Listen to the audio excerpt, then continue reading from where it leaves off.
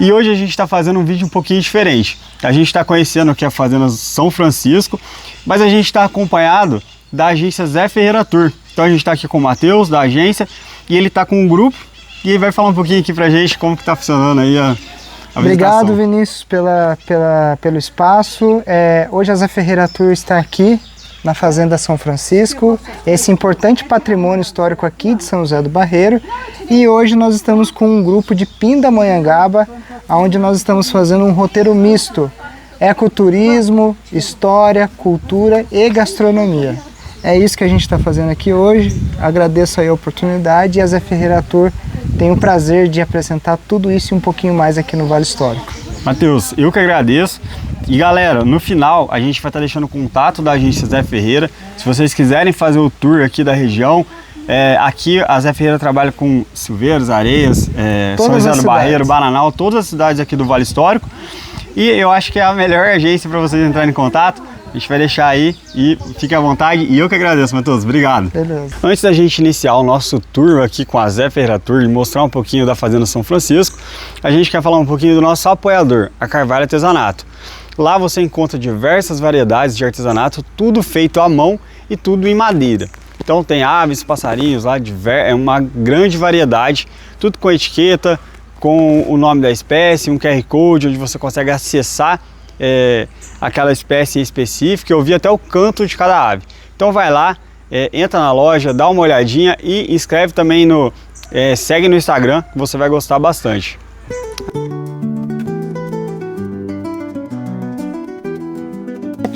Nós abrimos para o turismo justamente para que o turismo nos ajudasse a fazer a conservação do imóvel, a fazer as visitações gratuitas, que são das escolas estaduais. A tradição do leite, né, que já veio anterior ao pai dele. O outro proprietário já tinha a pecuária leiteira, depois o pai dele, o Walter. Então, mais uma tentativa de manter essa tradição, não só da própria fazenda, como da família do Walton, que todos são fazendeiros e ligados a essa pecuária leiteira. Eliana. Oi. Aqui. Só vou dar mais um adendo. Além disso tudo que a Eliana tá falando, hoje na parte histórica da cidade, eu vou falar mais da família do seu Walton.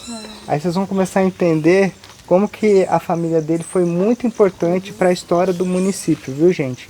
Então, à tarde a gente vai fazer o tour histórico na cidade, aí eu vou fechar com isso. Então, guardem o nome do seu Walton Ferreira Leite aí, tá bom? Porque o Walton Ferreira Leite foi o pai do Walton, né, que veio para cá e comprou a fazenda e depois, numa época em que a cidade era muito pequenininha, foi prefeito e aí fez muitas melhorias, né? Naquele tempo que o prefeito não ganhava nem um centavo, só bastante aborrecimento, mas e calçou toda a cidade com as pedras daqui da fazenda, com os paralelepípedos que ele mandava cortar. Então, né, um aspecto mais idealista. Mas aí o Matheus vai falar alguma coisa. Então, a gente falando daqui, que hoje é tão usado o termo conservar o meio ambiente, né? Conservar o meio ambiente. É o que a gente tenta fazer aqui, através dos reflorestamentos. Se vocês olharem ali atrás daquele salãozinho ali, daquele galpão, tudo que vai atrás dele foram restauros florestais que nós fizemos, né? Em parceria com Furnas.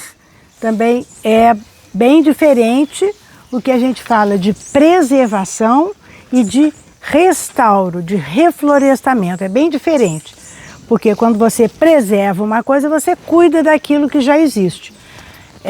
Não é fácil, mas é mais possível do que o restauro florestal. O restauro florestal é muito difícil, muito, porque você não fala em 100 mudas, você fala em 2.000, 5.000, isso para começar, né? Então tem que ter gente para fazer todos esses... Aqui no meio rural se fala cova, mas o meio mesmo de meio ambiente se fala berço. O berço é onde a mudinha vai ser solo, que está ruim. Então o restauro florestal e cuidar depois é bem complicado. Mas a gente já conseguiu fazer alguma coisa, bastante até. A gente vem fazendo isso, esse restauro mesmo de Mata Atlântica desde o ano 2000. Proteção de nascente também, a gente faz uma proteção de nascente através desse reflorestamento, né? Enfim, vamos andando, né? E aí vamos andando não só no tempo, mas caminhando também.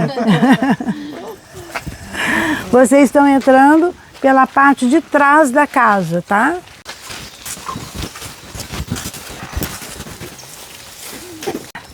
Aí realmente quando chega é outro mundo. Ah, a gente precisa de pai mesmo.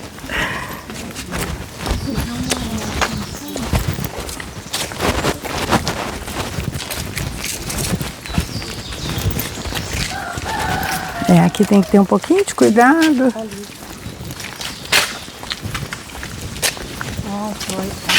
Olha, aqui tem uma aguinha para quem quiser, já vão em seco.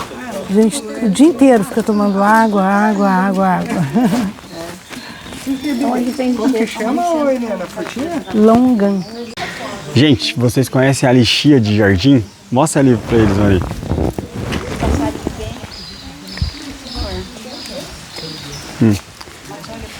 Agora eu vou experimentar. Olha como é que é. É muito parecido com a lixia mesmo. Agora vamos ver o sabor.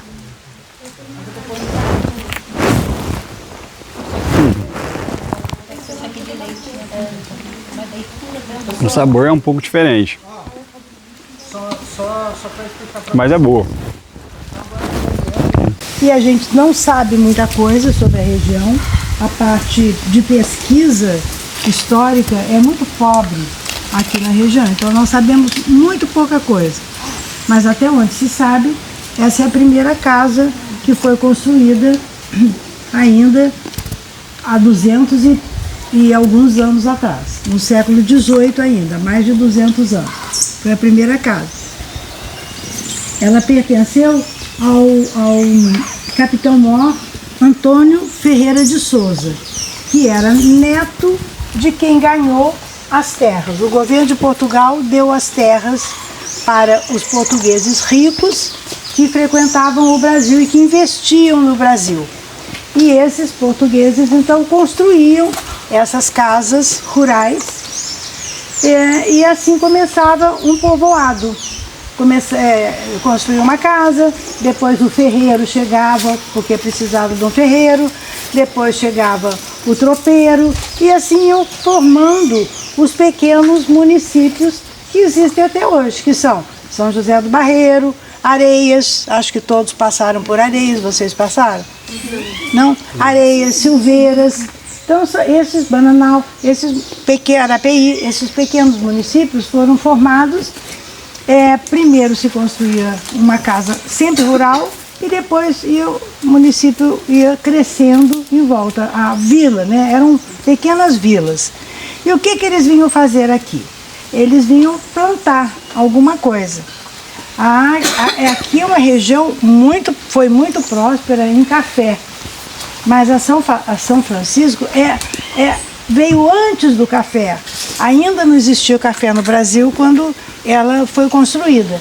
Então ela veio para fazer alguma riqueza no fumo, no tabaco. Então era plantado o tabaco. E além disso, como ela era a primeira, o resto tudo era mata virgem mesmo, ela tinha que ter várias culturas de subsistência. Ela tinha que subsistir, porque não existia estrada, não existia trem, não existia nada ainda. Pessoal, só pegando um gancho do que a dona Eliana está dizendo e dar um contexto de datas para vocês na linha do tempo, o município de São José do Barreiro foi elevado à freguesia em 1842, tá? A gente está falando de uma casa de 1813, né, dona Eliana? Então só aí a gente tem uma diferença de praticamente 30 anos antes que a cidade tivesse o título de freguesia, que ainda para a época não era titulada como uma cidade. Para a gente só ter um parâmetro aí, quando se recebia o título de vila, aí a gente pode equiparar ao que é hoje as cidades. Então, freguesia era aquela formação habitacional derivada de algum movimento que acontecia na época.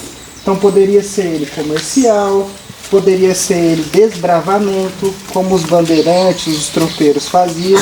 Então, só para a gente ter uma noção da idade dessa senhorinha, né, dona Eliana, da casa, e nesse contexto geral histórico do município de São José do Barreiro, que é o que vocês estão conhecendo hoje, tá bom? Então tem história, né, dona Eliana? Tem, muita história. 1842 foi quando começou a formar a Vila do Barreiro. Em 1859 foi a Vila mesmo do Barreiro. Aí ela foi elevada, esse era o termo, elevada à categoria de vila. Então aí ela já tinha outros benefícios, né, do que só a freguesia. A freguesia era sempre dependendo de algum local maior. Em 1859 foi uma emancipação como Vila do Barreiro. Depois vocês vão ver que a partir de 1859, quando São José do Barreiro fez 100 anos de cidade, nós temos alguns documentos aqui dessa época, de 1959, quando a cidade fez 100 anos.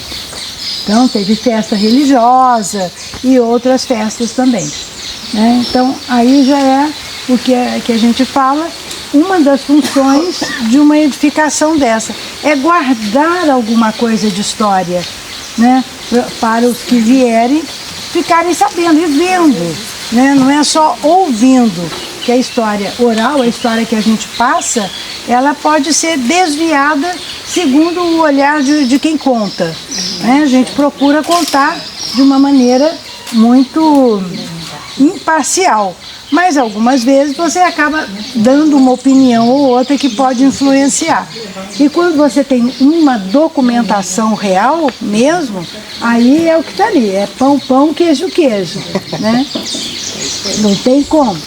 Então, a fazenda, na verdade, ela é de 1792. 1813 foi quando a casa ficou pronta, mas as terras dela são de 1792.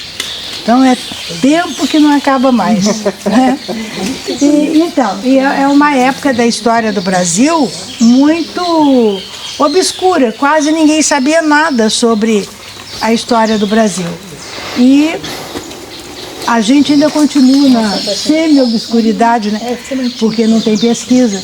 E então era assim que era feito, como eu falei para vocês, que iam se formando esses lugarejos, né? E para isso era tudo, não era nem cavalo. A pessoa tem uma visão muito, muito romanceada do início dessa colonização, que era lindo, que vinha. Não, era uma vida muito dura.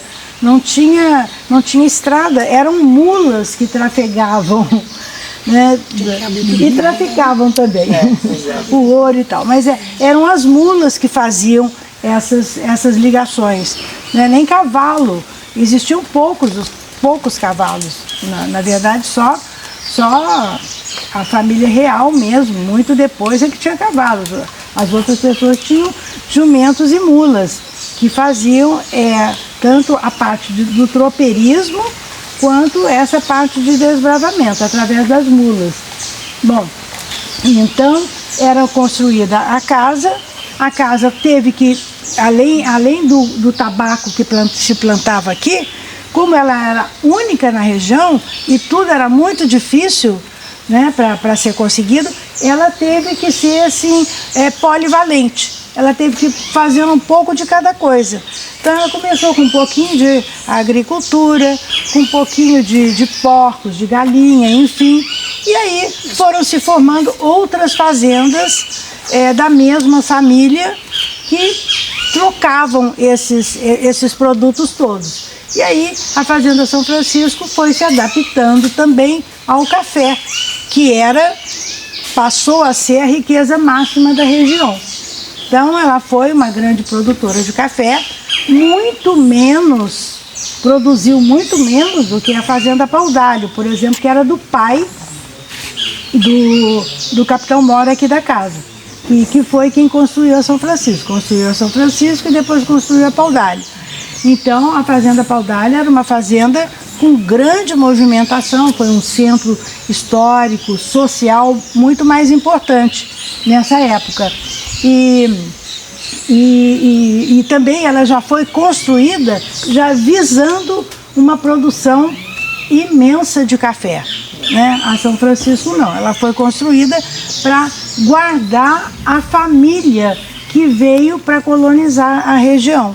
Então, é uma casa pequena, com poucos cômodos, não é um monumento nem nada. Assim como a Paudalho, que não é uma casa enorme, não. É uma casa relativamente pequena também. Dona Eliana, deixa eu só interromper a senhora rapidinho. Já que a Dona Eliana mencionou a Fazenda Paudalho, e estava no roteiro original de vocês, né, Major? Sim. A Fazenda Paudalho. E eu não sei, você chegou a explicar para eles, Major? Não, em detalhes tá. não. Então vamos lá. O que acontece, gente? A Fazenda Paudalho, eu costumo, até falei com o seu Walter, que ela para mim é uma espécie de um coringa na formação dos roteiros, né? Devido à sua importância histórica, toda vez que a gente vem fazer um sítio aqui em São José do Barreiro, a gente coloca ela, né? Só que hoje a Fazenda Paudalho, 100% ela é de posse do IFAM, né? E na última gestão municipal, existiu um convênio entre Prefeitura e IFAM. O que é o IFAM? O IFAM é o Instituto Patrimônio Nacional de Artes Histórica e História e Nacional. né? Então é um instituto federal. E aí eles têm a posse administrativa da fazenda. Então na última gestão existiu um convênio. Esse convênio permitia que a fazenda fosse aberta quinta, sexta, sábado e domingo ao público, né? Existia até um monitor lá dentro, que era o Alexandre, que apresentava a fazenda e tudo mais.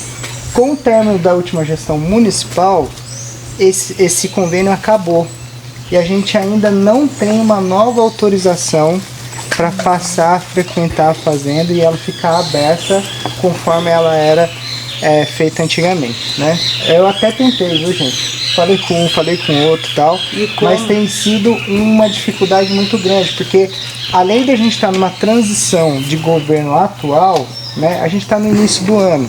Então, como dizem no Brasil, o Brasil só começa depois do carnaval, né? Então você manda e-mail, você liga e tal, ninguém te responde, etc.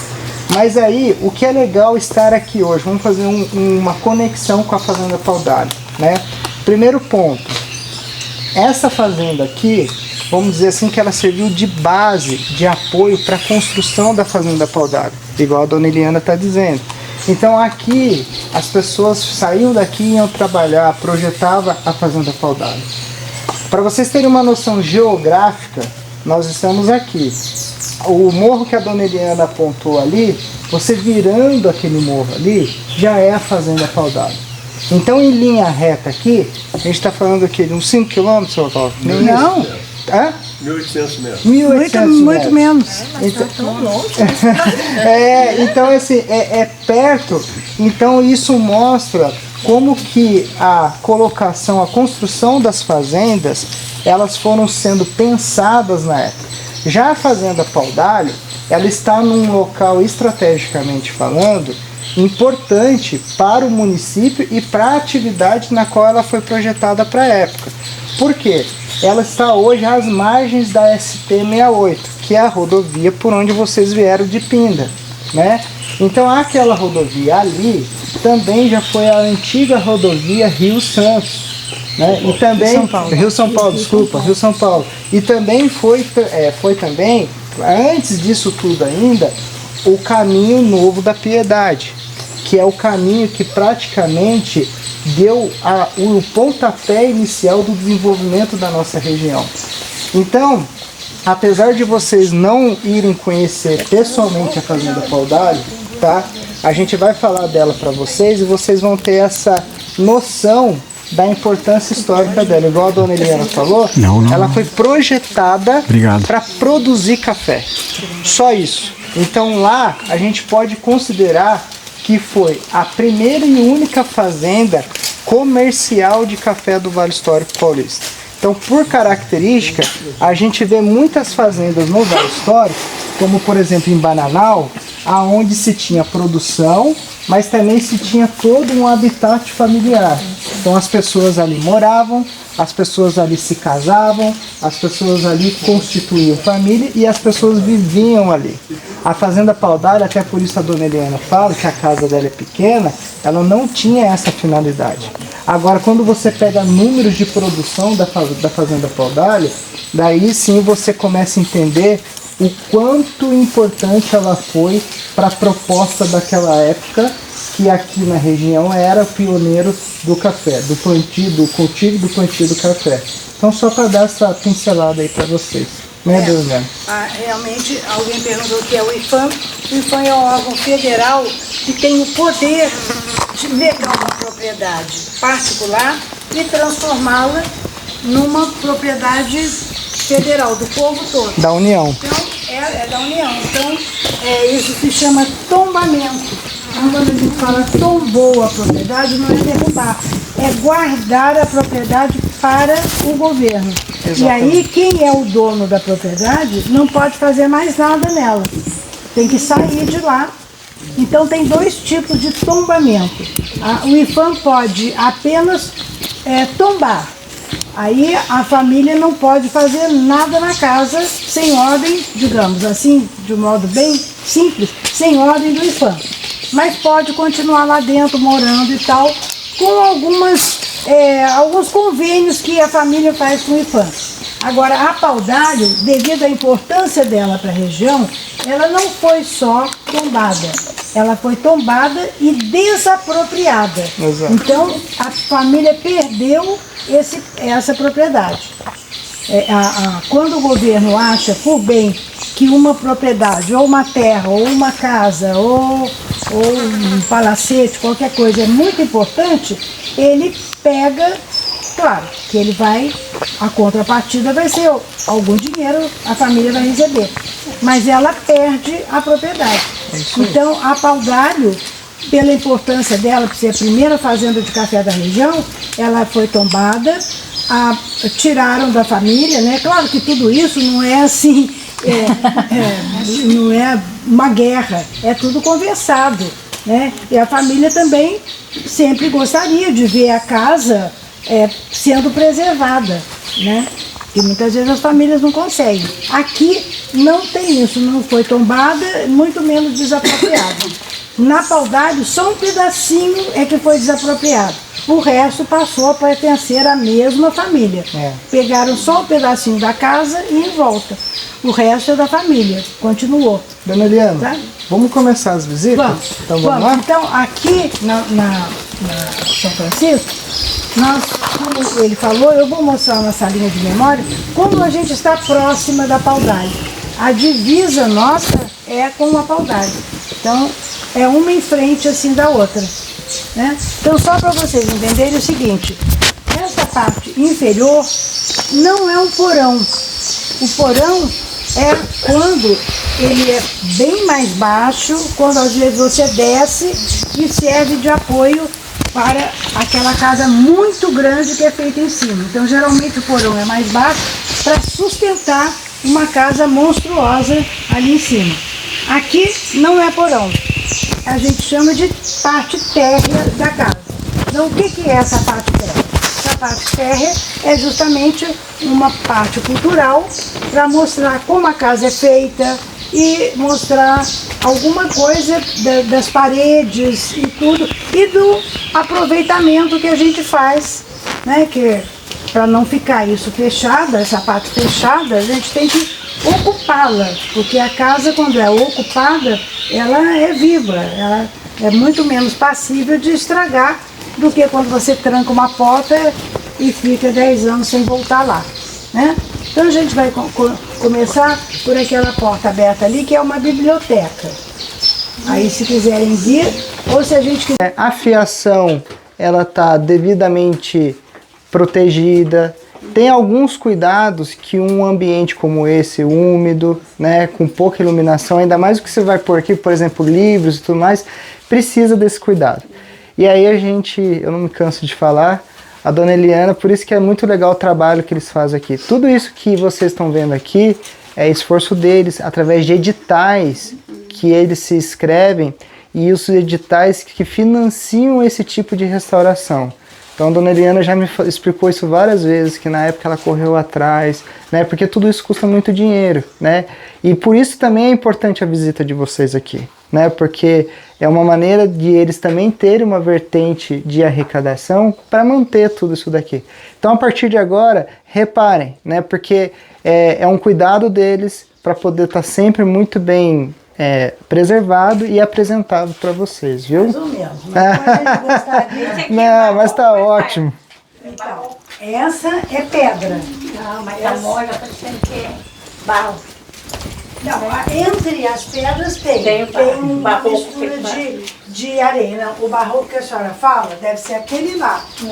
Aquele que é o tijolão de barroco, mas que a gente fala de adobe. Pau-a-pique. Não, o pau-a-pique é só na parte superior da casa. Diferente. Pau-a-pique a senhora conhece. Eu conheço. Então, a parte de cima de pau-a-pique. Bambu e barro. Alguém conhece pau-a-pique? Eu conheço, eu já morei em pau-a-pique. O Matheus conhece. Conheço. Essa já aqui morou? nasceu na casinha de pau-a-pique. É? Então, Era bambu, barro, agora, chopeado. sabe por que aqui, já que quem conhece pau-a-pique, que nasceu em casa de pau-a-pique? Ela que nasceu, minha filha. Olha só que interessante. A casa aqui, como vocês viram, é uma casa grande, né? Tem a parte superior e tal. E toda a parte de cima é sustentada por essa parte aqui de baixo. Então hoje, se você vir um prédio sendo feito, a fundação vem lá de baixo e vai até a altura que vai ser o prédio. Aqui não. Aqui primeiro fizeram a casa de baixo. E em cima dessa casa de baixo foi construída de cima. É uma casa em cima de outra casa. Então, como que eles fazem isso? Mas como que o peso lá de cima não vem aqui para baixo? Não vem por quê? Aqui embaixo tem pedra, lá em cima não tem. Aqui embaixo tem essa madeira que termina aqui, mas que continua lá para sustentar a parte de cima. A parte de baixo tem esse tijolo que é pesado demais, chamado de adobe, lá em cima não tem. É tudo pau-a-pique. Então, a parte de cima é construída para ser mais leve e poder sustentar. Então, uma das dificuldades que a gente tem de manter uma casa assim, de pau-a-pique e de adobe com pedra também, a dificuldade é a gente não começar a modificar muito a parte de cima. Senão ela cai, ela afunda. Quanta casa que a gente vai ver que o assoalho está afundado? Não aguenta o peso. Fazer banheiro, encher a casa de banheiro, de suíte, botar quarto e banheiro, fica muito pesado para a estrutura, né? E até o piano que tem aqui, é calculado o local onde o piano é feito, que não pegue numa madeira, pegue nesses barrotes. É claro que aqui, o que vocês estão vendo? Essas madeiras não são originais. O original é o preto. A madeira original é essa aqui, olha, que tem nesse quadradinho aqui. Vem cá para ver. Vai lá pra vocês Vem cá para vocês verem. Olha, aquela madeira já é o piso da parte de cima.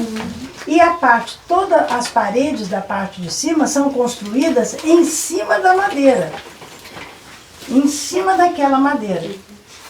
Então, você vê que a madeira do soalho pega justamente nesses barrotes aqui, nessas vigas. Alguns de vocês é arquiteto? Não, psicólogo só. Não, porque às vezes os arquitetos gostam, né? Então, aí o pau-a-pique é em cima daquela tábua. Aí vocês imaginem a dificuldade que a gente tem para manter um pau-a-pique, né? Sem rachadura, sem infiltração, sem cupim, sem formiga que invade, sem traça que invade. É muito complicado. Essa parede aqui, por exemplo, a gente está botando a mão, mas ela está protegida. Assim mesmo ainda tem terra nela, mas ela está protegida. Com várias camadas os arquitetos é que sabem, que passaram aí as camadas de proteção, porque isso é tudo muito frágil, isso cai. Como a senhora mesmo falou, perguntou se era o barroco, né? É, trabalho. Barro. Ela está se referindo àquele tipo de tijolo ali, olha. São tijolos feitos sem olaria, feitos na mão e secos à sombra. Rapidinho, só para você entender, essa parte mais clara aqui não é original. Mas também não atrapalha em nada o conjunto, porque é uma coisa mais estética, vamos dizer assim. Porque, por exemplo, em cima são os quartos. Então, se nós estamos conversando aqui, ninguém dormiria lá em cima, porque o som ia todo para lá, né? E toda a poeira lá de cima, e sons... Cairia aqui. Então, nós botamos uma camada de isopor e fizemos Esse revestimento. aqui, né? Vai que amanhã ou depois, isso aqui vira realmente um museu, então é só arrancar esse revestimento que você já está no forro original. Bom, deixa eu só mostrar uma coisa. Eu não falei que aqui era uma fazenda de fumo? O fumo, antigamente, acho que hoje já tem outros métodos muito mais modernos de secagem, lógico. Mas o fumo era seco, a folha dele era seca assim, pendurada, a folha pendurada num tronco de madeira. E aqui são os buracos, olha, os orifícios onde esses troncos entravam aqui para pendurar as folhas do fumo. E onde acabava isso eu não sei. Isso já foi modificado. Né? Tudo que tem pintura em branco quer dizer que já houve uma modificação, alguém modificou, não sei que época. Então aqui deveria ter, junto aqui a outra parte para encaixar esses tronquinhos, né? E a folha ficar pendurada. Isso aí. Next class. Esse aqui é o resumo da fazenda. De como é a construção, no pedra, em Isso. barro Oi. e no pau a pique. Não vou chamar o pessoal para ir, não. Aqui, 1h20, 1h30. Tá tranquilo. Daqui ali é 15 minutos. E a tudo dependia de marcenaria, né? De tapizaria. Tudo isso a gente fez. Ao longo desse ano todos. Então a fazenda a princípio era só uma casa térrea. Era aqui, ó. A fazenda, essa é a primeira imagem que a gente tem da fazenda, de 1930.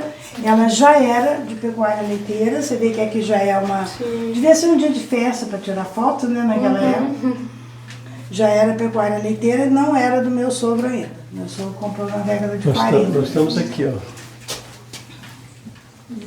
E aqui ainda eram alguns pés de café residuais. Ainda tinha alguma coisinha residual. E esse aqui, olha, esse menininho de 6 anos, é o dono da fazenda agora com os cachorros aí, ó. Esse cara sou eu. E tudo caiu, essa parte aqui toda caiu. Então, essa porta, que depois vocês vão conhecer do lado de lá, essa porta era essa janela aqui. Esse trecho aqui caiu. Essa varanda hoje é assim. Também ela continuava para ali. 32, onde está o monumento. Já estão todos digitalizados? Muito depois. Sei, eu acho que está. Isso acho que não está. Se você quiser fotografar, eu não sei se Não. É o funcionário aqui deles.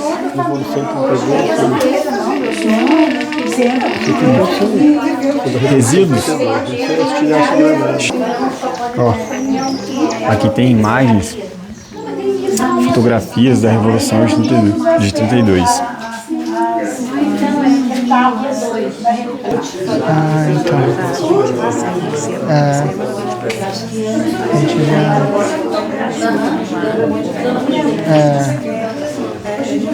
A gente já vai acelerar já.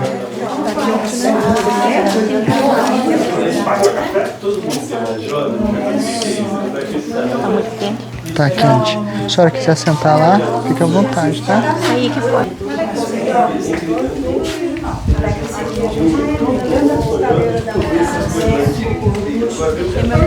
Calçada lá, na ladeira, né? A ladeira Barão Bico do Leite, e a calçada ela é assim, ó.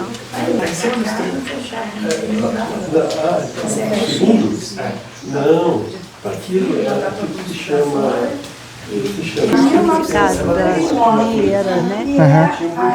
As feitas na coxa dos escravos, né? Pra cima. Era uma sombra. Nossa! Aí, quando ele começou, aí ele abriu. Mas até Olha lá em cima. 1820, Deu pra ver? 21, 22 era proibido. Isso aqui também é uma coisa para vocês seria absurdo. Que são moedas de troca. É porque as fazendas não tinham. Os escravizados não tinham acesso. Como são as moedas ali? Delicado. Aqui é a boutique. A boutique era a farmácia. Que existia na sua Ah, é? Ó, você pegou carinho, né? Tem pauzinho pra carregar.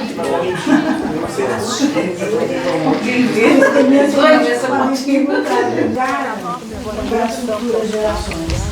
Então, esse pintor, por exemplo, chama Armando Viana, a mãe dele, a avó dele foi escravizada. A mãe dele já... E aí, então, a gente, quando a Fazenda fez 200 anos, em 2013, a gente abriu esse para mostrar esse acervo e para mostrar também toda a beleza que esses povos escravizados deixaram. Patrícia. Já tá sem açúcar. Não tá fraquinha, tá boa. Caipirinha, né? É, não tá? Quer mexer? Tomar um pouquinho? Vamos experimentar aqui. Tá deliciosa essa batidinha, Eliana. É? Tá levinha, tá gostosa. Esse é suquinho, né? Hoje eu tô de serviço, né, gente? Tá boa. No caneco não, depois como é que faz? Chega no Mas final. o Maju, ó, tá fraquinha. Mas tem que estar sem açúcar. Tu vai gostar, hein? Uma caipirinha bem levinha. Bem levinha. Experimenta aqui pra você ver. Aí, se quiser, a gente já... Aí é só. já Sem sabe. vergonha. Gente, esse daqui é o pau-mulato. Vocês já viram? Essa aqui é uma espécie nativa da floresta amazônica. Chega aproximadamente a 40 metros de altura. É muito usado aí no contrabando, né? Para construção Só volto, de vamos navio. comer? Ou pelo menos era usado. Pra quem já Uma comeu. madeira lisa. Não tá, né? É, Passou desapercebido Boa, aqui da hein? gente. Agora tem que. Mas esse aqui não é uma poção, não. Ô, Maju, a gente já... Pessoal, vamos lá? Subir pra cá.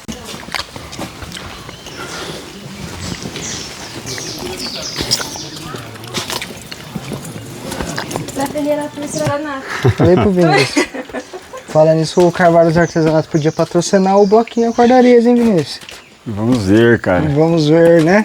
Pô, por enquanto é As minhas cotas são baratas, R$60. 60? É. Mas aí eu vou ter um problema, que eu neguei muitos blocos. Você negou o quê? Neguei apoio para muitos blocos. Sério? Ah, não... neguei. Tá que pariu. Até podia... Você apoiou algum? Eu? Apoiei do Angelito, apoiei do Roberto. É. O Roberto veio falar comigo. Tiro de um bolso e põe no outro, cara. É. Basicamente é isso. Angelita eu não apoiei, não. Não? O Roberto não veio falar comigo ainda.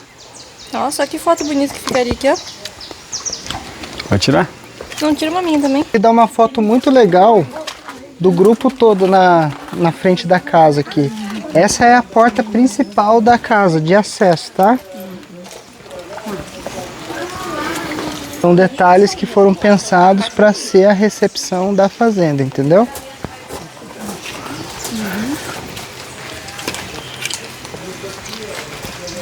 Se quiser eu virado para lá, pode ficar à vontade. Brasil colônia quando o Brasil não era nada. Né?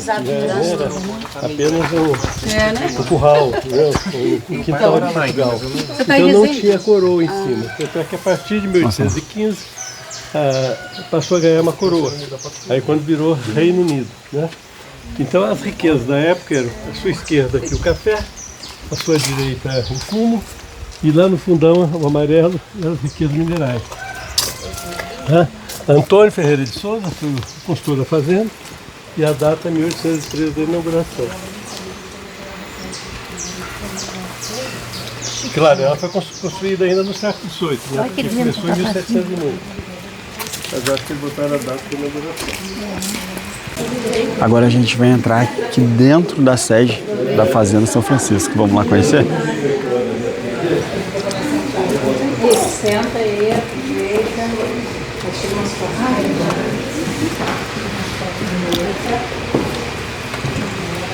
Senta, realista.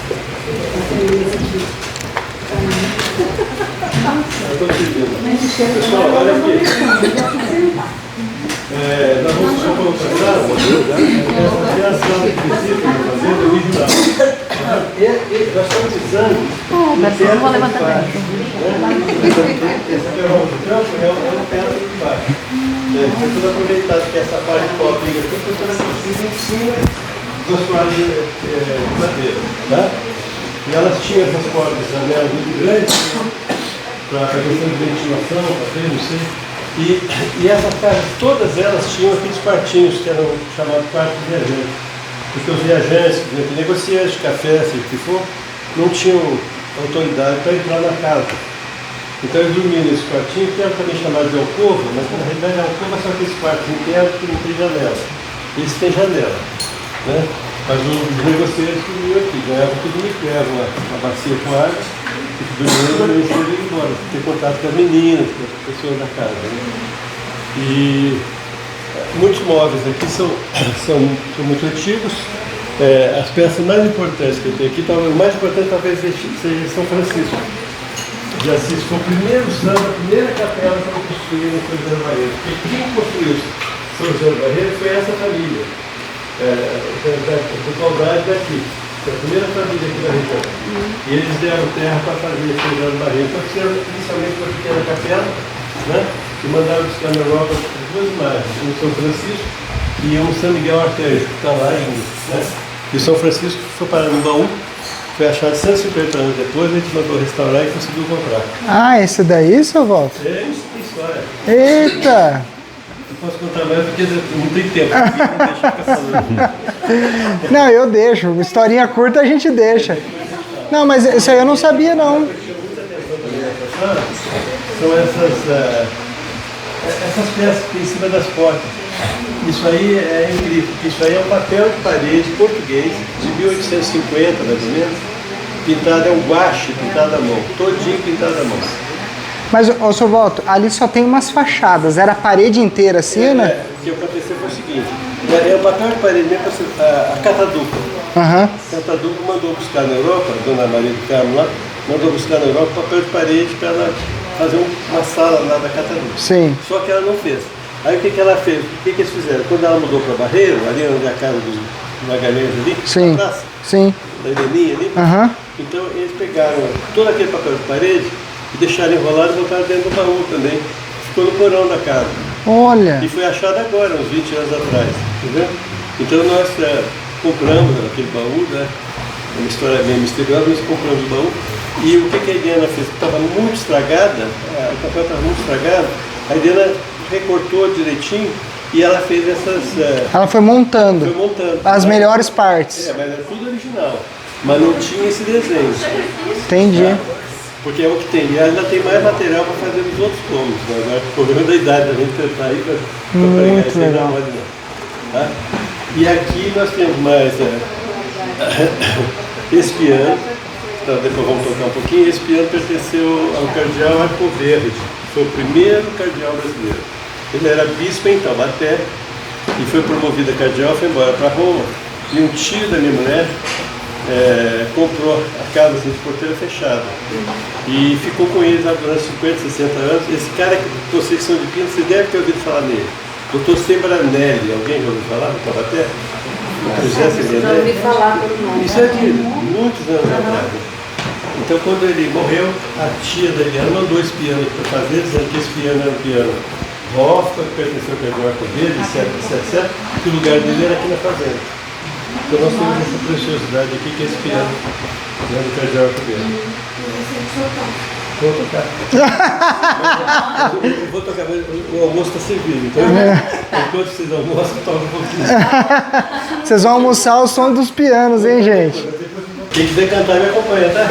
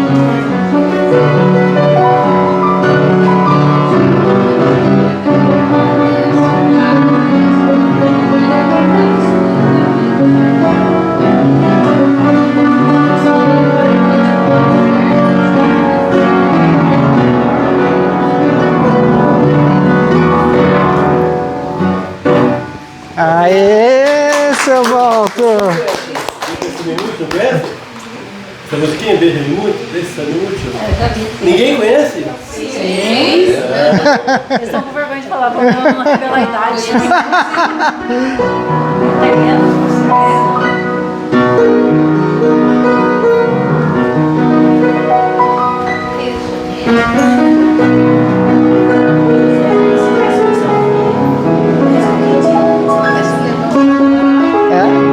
Oi? Eu lembro, mas não sei o nome.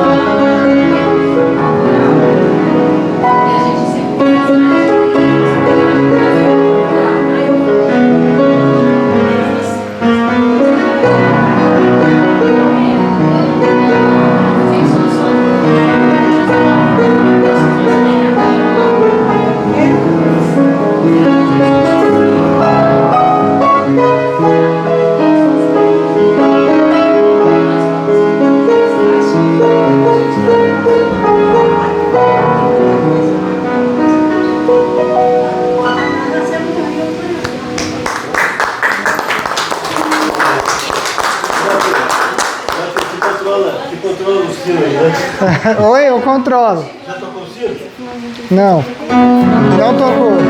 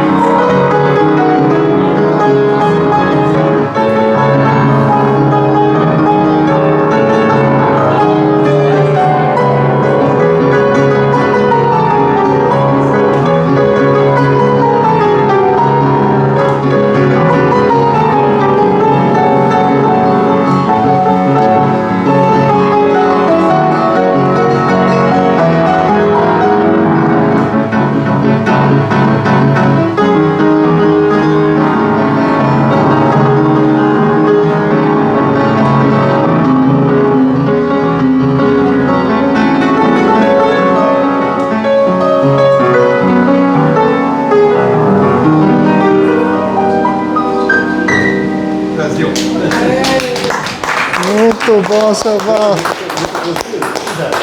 A gente está finalizando por aqui o vídeo da São Francisco, a Fazenda São Francisco.